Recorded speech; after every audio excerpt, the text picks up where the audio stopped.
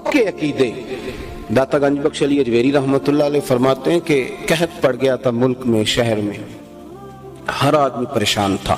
دیکھیں بزرگ نظریات کی کتنی پختگی دیتے ہیں.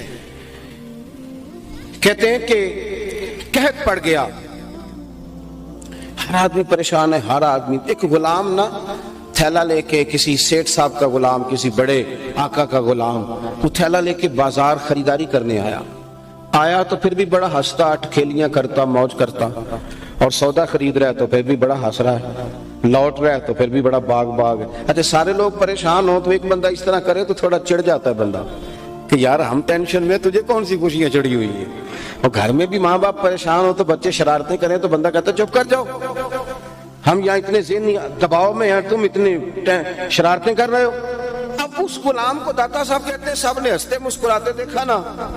کچھ لوگ کہنے لگے ہم اتنے پریشان ہیں، تجھے کس بات کی خوشیاں چڑھی ہوئی ہیں؟ قحط پڑا ہوا ہے، جانور پیاسے مر رہے ہیں، بھوکے مر رہے ہیں، اناج کا ایک دانہ نہیں ہے گھروں میں، کتنے مہینوں سے بارش نہیں ہوئی اور تو اتنا مسکرا رہا ہے.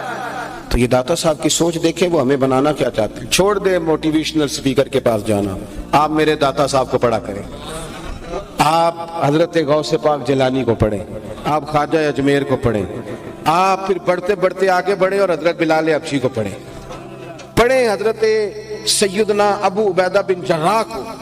کبھی دل زیادہ عروج پہ لے جانے کا ہو تو پھر حضرت ابو ذر غفاری کو پڑھیں.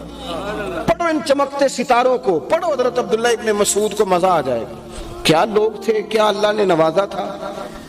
داتا صاحب فرماتے ہیں کہ لوگوں نے اس پر تنقید کری کہ یار ہم پریشان ہیں اور تو اتنی اٹکلیاں کر رہا ہے، اتنا تم مذاق کر رہا ہے. تو کہتے ہیں وہ پھر ہنسا، کہنے لگا تم ہوگے پریشان، میں تو نہیں. کیوں؟ کہنے لگا میرا جو سیٹ ہے نا، میرا جو آقا ہے وہ بڑا سیانا ہے، اس نے ٹائم پہ ہی گندم کے بڑولے بھر لیے تھے، اس کے خزانے بھرے ہوئے ہیں، لہذا ہمیں ٹینشن کوئی نہیں. داتا صاحب بول پڑے، فرمانے لگے جتنا اس غلام کو اپنے آقا کے خزانوں پر اعتماد تھا، کاش اتنا ہمیں بھی رب کے خزانوں پہ ہوتا. اگر اللہ کے خزانوں پر ہمیں اتنا اعتماد ہوتا تو کبھی کسی سیاستدان کی چاپلوسی کر کے روٹی کا نہ سوچتے، کبھی کسی دنیا دار کی گاڑی کے پیچھے نہ بھاگتے، کبھی کاسالیسی نہ کرتے، کبھی ہاتھ پھیلا کے نہ مانگتے، کبھی نہ یہ کام کرتے. گردن کو جھکا دیتا ہے خیرات کا پتھر، جہاں میں مانگنے والوں کے سر کبھی اونچے نہیں ہوتے. اور اقبال کہنے لگے غیرت ہے بڑی چیز جہاں نے تگ و دو میں، پہناتی ہے یہ فقر کو تاج سردارا.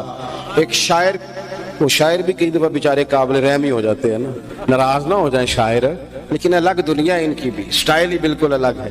پھر میں معذرت کر رہا ہوں، ناراض مجھے خود دورہ پڑتا ہے شاعری کا، تو اس لیے ناراض نہ ہوئیے گا. لیکن کچھ نہ قابل رحم ہو جاتے ہیں، ان کو کئی دفعہ دل کرتا ہے کہ 20 روپے دے کے کہا جائے کہ چلو حجامت بھی کرا لینا، کوئی حرج نہیں. اس طرح کبھی حال. اسی طرح کے ایک شاعر بیٹھے تھے گلی میں، تو کوئی جاتی دفعہ 5 روپے دے گیا.